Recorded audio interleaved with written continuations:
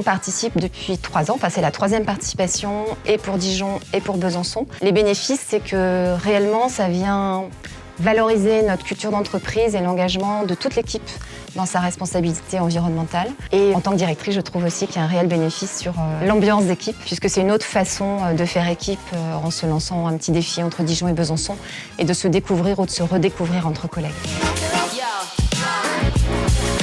Le conseil que je donnerais, c'est qu'il ne faut surtout pas hésiter à se lancer dans ce challenge de la mobilité, parce qu'on a des organisateurs en Bourgogne-Franche-Comté qui rendent les choses très faciles, très ludiques, vraiment. Et en entreprise, je dirais que pour faire changer les comportements, pour faire changer les pratiques, il suffit de trouver parmi les salariés quelques personnes déjà motivées, déjà convaincues, qui deviennent des ambassadeurs ou des ambassadrices.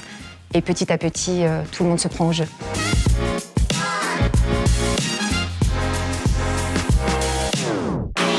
Ça s'inscrit aussi beaucoup dans la dynamique dans laquelle je suis aujourd'hui, parce que je viens juste de déménager. La semaine du challenge tombait à pic, parce que cette semaine, c'est beaucoup plus facile pour moi de prendre les transports en commun. Et j'ai commencé depuis lundi à me rendre au travail uniquement en tramway. Et d'ici la fin de la semaine, je vais prendre mon abonnement pour ancrer ce changement de pratique tout au long de l'année.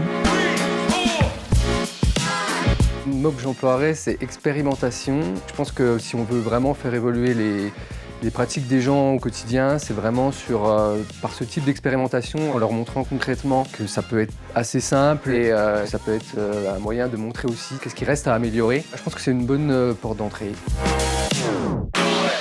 La pépite, ce serait le petit défi qu'on s'est fixé en équipe pour communiquer sur ce challenge. On devait trouver des photos de nous petits sur des moyens de locomotion, de transport alternatif.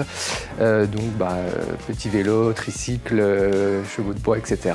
On a fait un petit montage et c'était vraiment très sympa et très drôle.